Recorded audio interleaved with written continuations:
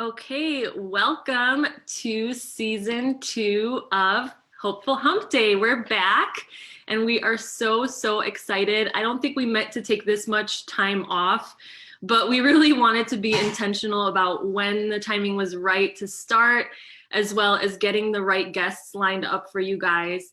As hopefully you know, we are sharing this podcast live on Wednesdays on Facebook because we want to help with that little midweek hump for an extra dose of hope, sharing stories of just people's stories of overcome so that it can encourage you in your own journey. And today is no different. We have an incredible guest. Her name is Michelle Martini, and she's got a very interesting story. She learned some real hard and big lessons, but they cost her over $1 million.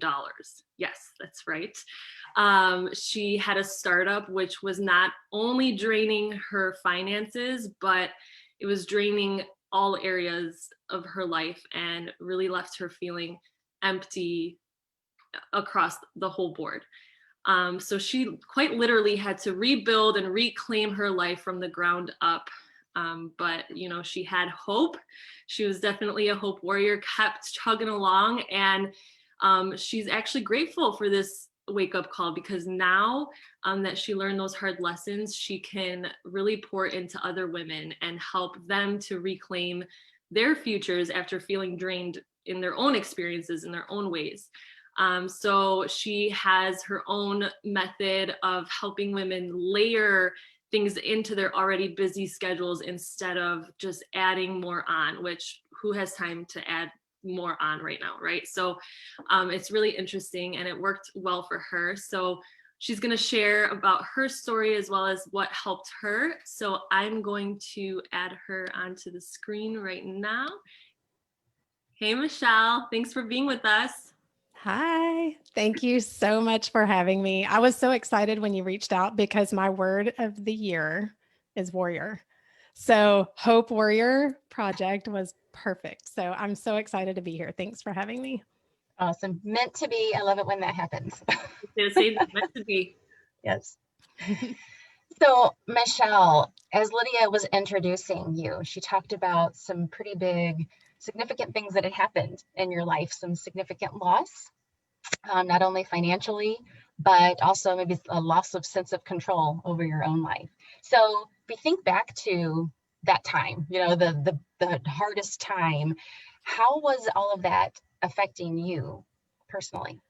It was literally my midnight. So, it was such a dark time in my life. What I was working on with the business was meant for good, and it was an incredible concept. And so I kind of had the mindset that how could God let it fail? And I had so much invested in it, not just time and energy, but tons of money of my own. And then I had friends and family who had invested in it as well.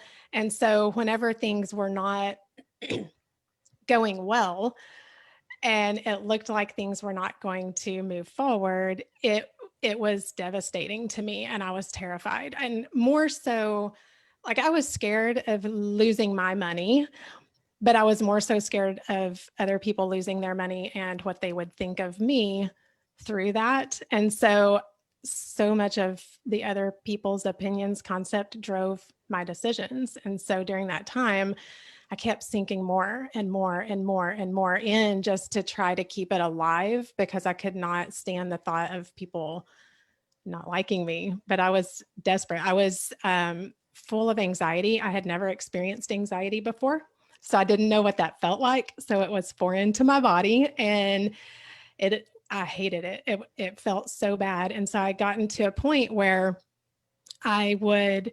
there were days I couldn't get out of bed. I would literally get up, get breakfast, eat it in bed, get up, get lunch, eat it in bed, get up, get supper, eat it in bed, and watch Netflix because I could not stand to face the day.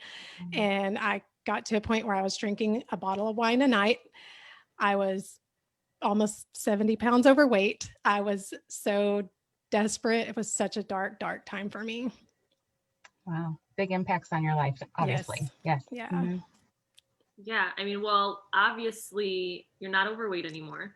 No, I'm And not. obviously you're not wallowing in that place today. I mean, you can just tell from your energy that like you're in a much better place. So take us to kind of what happened, between then and now. Like what was the biggest, I guess, mindset shifts, or did something specifically happen?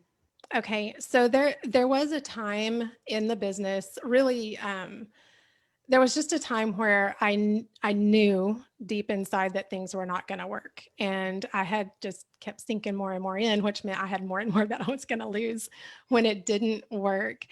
And I kind of had this mantra of it's Mark Twain, it's never wrong to do the right thing. And I had convinced myself I was doing the right thing by putting more in and keeping it going and keeping it going. And I realized that I felt like I was doing the right thing, but really I wasn't, because doing the right thing wouldn't feel that bad. Right. And so I realized that I had taken on a persona that if I suffered the most or I lost the most, then the people closest to me would at least have empathy and not blame me. And so I realized that probably for a good year, I was making decisions that were very devastating to me personally, very unhealthy for me.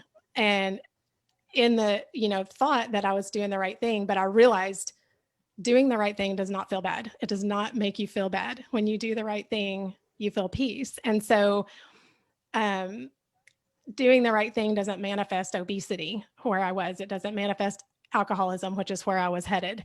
It doesn't manifest anxiety and fear.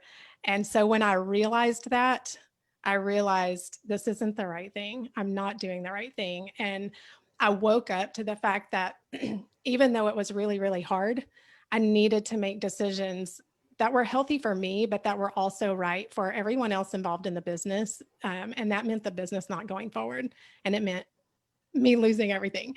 It actually led to personal bankruptcy for me, which just finished this year in July, this summer. So that, it's been a long, hard process.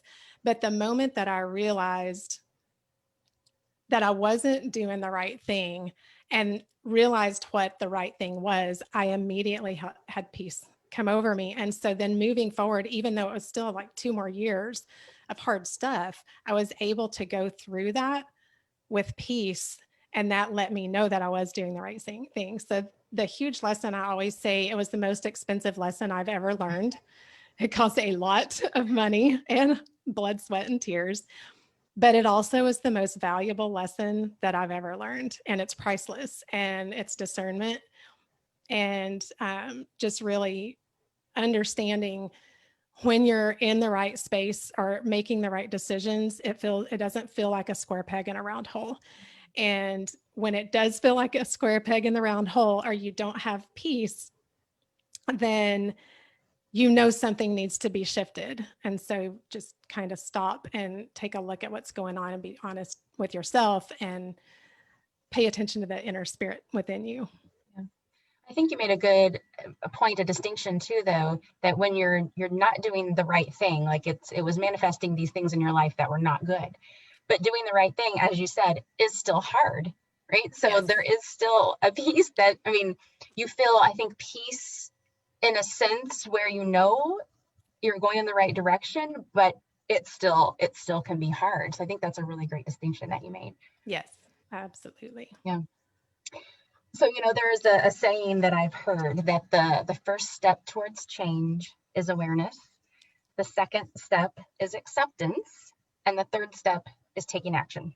So I think you've already kind of talked a little bit about the awareness and the acceptance.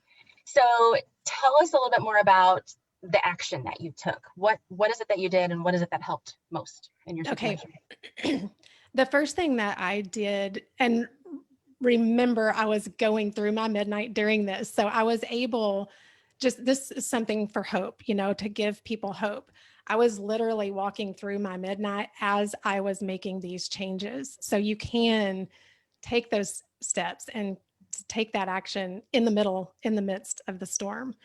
And so the first thing that I did was take personal responsibility for where I was.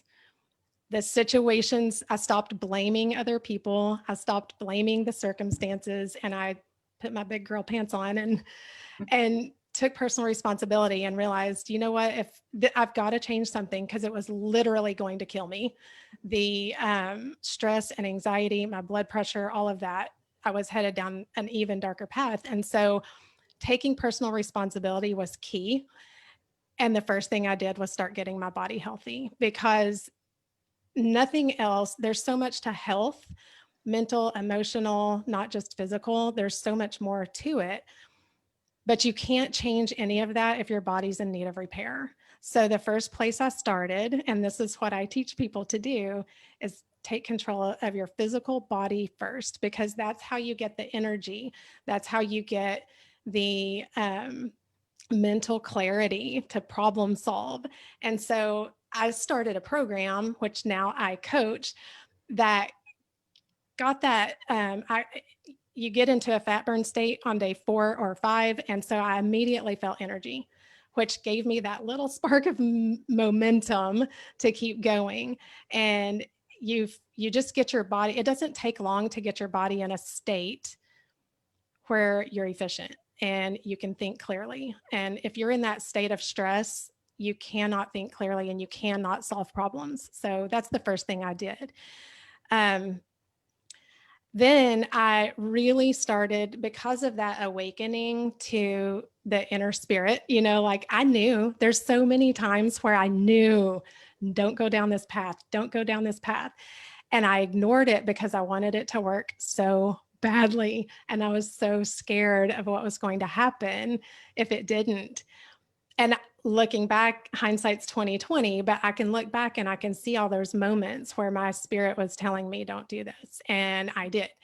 And even just putting more money into the business, or not, shutting the doors.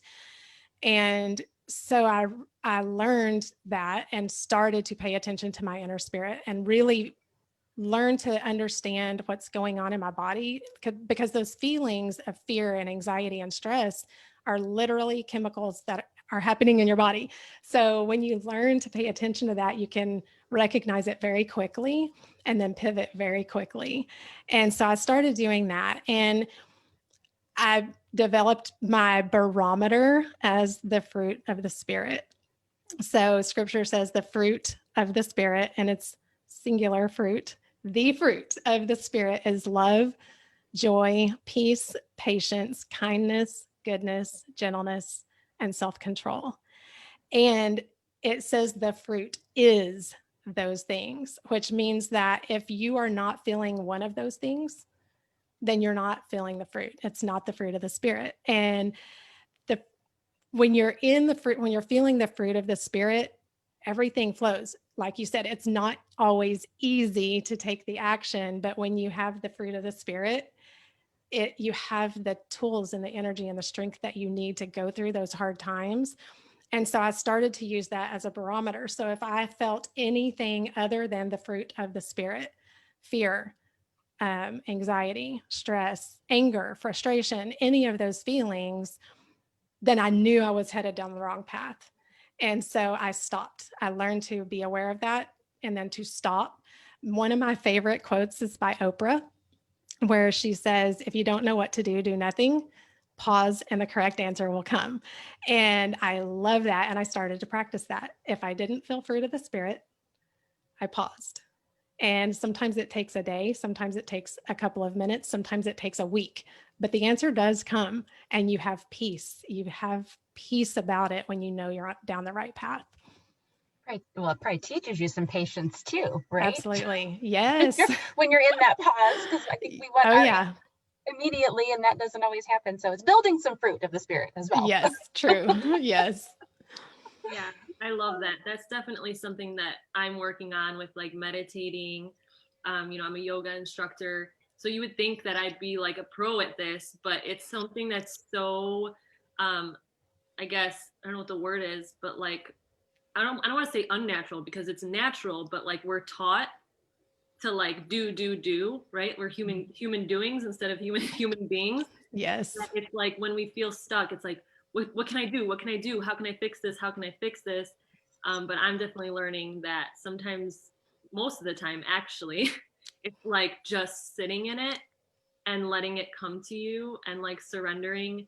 Uh, I'm listening to a Gabby Bernstein book, and she says, surrender to creative solutions. And I'm like, oh my God, I love that, because creativity comes from within you. And when you feel anxiety, when you feel fearful and all these things, like your creativity is blocked. Like there's no creativity. So you shouldn't Yes. be making decisions because they're not going to be creative. They're going to take you down more roads of fear and anxiety. So that's something that I think everybody for sure needs to hear. Yeah, it's interesting that you say that, because I've always described myself as not a creative person. I had a 25-year career in accounting. I am a numbers person, and I've always said I'm not creative. I wish I was more creative. But what's crazy to me is whenever I did start to be aware and stop, just to stop and to rest and to take a minute and let the answer come, my creativity exploded. And I'm like, I'm a creative person now. And, my color here, like literally my house Yeah. was all brown, and I'm putting color in and I'm having ideas, but you're able to problem solve whenever you learn to not suppress stress, because stress can be healthy, but whenever you learn to in a healthy way handle stress, and your creative brain comes alive and you can solve problems all of a sudden. Yeah, that's a good point. That I feel like I've had thoughts of like that too. Like people are born creative or not creative. But it's not something that you either have or don't have. It's something that you can like align with, right? Yes. You can tap in. Yes. Well, it's So almost your personal brand of creativity, because I think that's sometimes where we can get hung up too. We may see someone else doing something that we feel is so creative, and we're like, well, I should be able to do that, but maybe that's not my style of creativity. So being open to that and understanding, where does my creativity come from? That's when we're actually going to be able to do something with it, and not trying to force fit, like you were saying, a square peg in a round hole. If we're trying to be creative just like someone else, that's not going to fit. It's what is our personal Yeah, brand of creativity. definitely. Yeah, I think we all have gifts. We yes, just we need do. to let them come alive. Exactly. yeah. All right, cool. So how is, I mean, you spoke a little bit about it, but like, how is this new outlook on life, like this new mindset, like how are you putting it into action today? Like what's going on next for you? So it's so fun because it's come full circle. So I had my midnight, and now um now I'm coaching. Like what I went through, that's what I coach. And so it's led me to my coaching business. I'm teaching other women to do what I did. I've been there. I understand. I've been through a lot, even more so than the business. There's so much to my background that I've been through, that I've overcome, but I've developed the confidence um, to know where you're at. If women are going through hard things, um, I've developed that confidence to know where they're at, and to relate with them, and they can relate with me, and then I can lead them because I've been through it and I know. And so I'm so grateful for the circumstances that I have walked through, as hard as they were and as much as it cost me, because it's led me to that place where I can help other women. And I've had a passion for that for years, and I never knew what that looked like. And I feel like God's delivered that to me now. And he's like, here you go. This is how to do it. And so, and just, the fruit of the Spirit, just making that a barometer that has led me now to making right decisions and being confident in my decisions, because now I know how to make the right decisions. I know when it's the right decision because I feel it and I understand and I can recognize that. So it has completely transformed my life. I lost over 60 pounds. I have kept it off for 2.5 years, which is Congratulations. thank you. I did the yo-yo diet thing for 30 years and I would lose it and gain it, usually gain more. But I just struggled with obesity for so long, and that's gone. Like I have officially tackled that. I know how to do that now. And so I know how to teach other women to do that, and not even just weight, but health in general, because I know what taking care of our bodies can do with energy, with stress, how to handle stress, our brains. I know how to feed my brain to handle stress. Stress hasn't gone away from my life. Like I just finished my bankruptcy in July. Stress is still there. I'm sorry. I said it never will go away. Right. No, it's always there. Life happens. So whenever you have the tools to handle those things, then that's you just go through life so much more gracefully. And that's where the layering in comes in, because I'm super busy. Everyone's super busy. Everybody's got so much on their plates, and nobody has time to do a diet. Nobody has time to meal prep and, all the nutrition stuff that's out there. And so what it's led me to is integrating health into my life, into what I already do. So it's layered in, it's not on top of. It's diet has a negative connotation. It's one more thing, and nobody's got time for that. So the way that I approach it and teach it is, as far as taking care of your body, is layering it in, substitutions. There's so many ways to just layer it into what you're already doing, where it doesn't take extra time. It doesn't take extra effort. It just fits right in. And then it makes you a better you. So when the best version of you is a healthy and energetic you in every single role that you play, as a mom, as an entrepreneur, as a professional, as a grandmother, as a teacher, all the roles that we take on as women.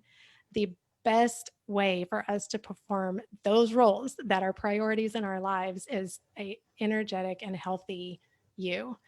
And so that is what I teach people to do, to be that person, not to put health on top of or prioritize, not to shift your priorities.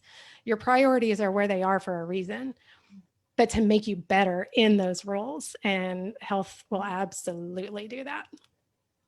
I love the idea about, the layering in, and it's not another thing to do, because I would say I will now and then meal prep.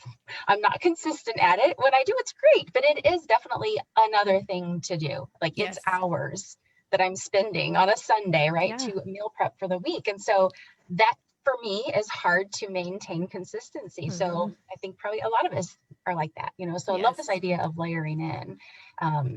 So probably just thinking differently about what you're doing and how you're doing it, but not adding on another thing. Yeah.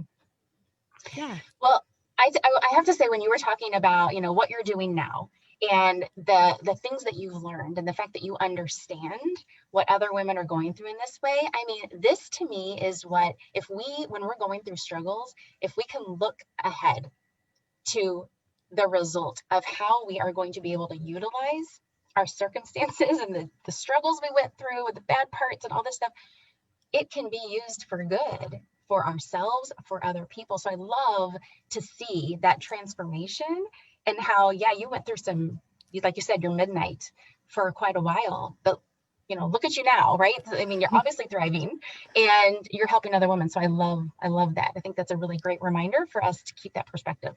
Definitely. And I think it helps you to go through, if you can keep that perspective when you're going through your midnight, if you're open to receive the lesson or the purpose behind it, and you're looking for it, it's almost like an adventure instead of a struggle. So it's like, okay, what am I supposed to get from this? And what am I supposed to do from it? Then it makes it a little bit easier to go through those hard times. Yes. So I'll look at it like an adventure. We're all going through a big adventure this year. Yes, we are. So if there was one thing that you would want a woman who is maybe kind of overwhelmed with all of the things, in life, there was one thing you would want them to take away from the interview and what you've said today, what would that be? I would say pivot toward peace. So don't be afraid to pivot. If it feels wrong, there is something wrong. It may not all be wrong, but it needs, there's something that needs shifted a little bit. So don't be afraid to shift, to pivot, and pivot toward peace, because whenever you're moving in the right direction, you will have that inner peace. So listen to that, pay attention to that. When you are listening to your inner spirit, and when you're and when you pivot quickly, then it immediately stops whatever it is that's not right. And then you can move forward in peace. And when you have peace about it, you know it's the right thing. Yeah, I love the concept of pivoting. There's actually a whole chapter in the most recent book that I read. And I love that idea because when you pivot, like in basketball, you keep one foot grounded and then the other foot moves, right? So you're not completely like jumping ship, everything that you've ever learned or, done, like leaving it behind, but like you're grounding your foot in what's working, what your values are, what's important to you, what you've learned so far. So you're not like just completely, blindsided by whatever's next. Like you have foundation there that you've been building up to this point in your life. And you could feel confident that as long as you keep that foot grounded in the good stuff that's working, and then just move the other one, that like you'll be fine, and that like that will keep you grounded and it'll keep you safe. And yeah. Okay, so just a few minutes left. So if you could just share, if somebody's really connected with your story and, wants to follow your journey further or even work with you, how could they do that? Okay, so there are a few ways. On Facebook, Michelle Holmes Martini, look me up. Let's connect. I would love to be friends. On Instagram, Miss Michelle Martini.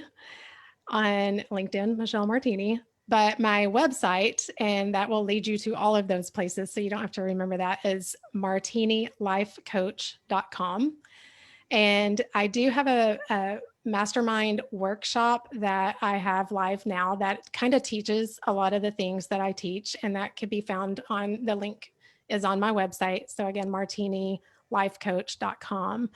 And I also am part of an awesome podcast like you ladies, and it's called Force for Growth. And I would, if you want to check it out, check out last Friday's episode. We had an interview that was incredible. And I've had so many people reach out, and it's really talking about how to deal with your brain, like how to take control of your brain. And so it's super, super helpful. So go check it out. But it's Force for Growth on all the podcasts.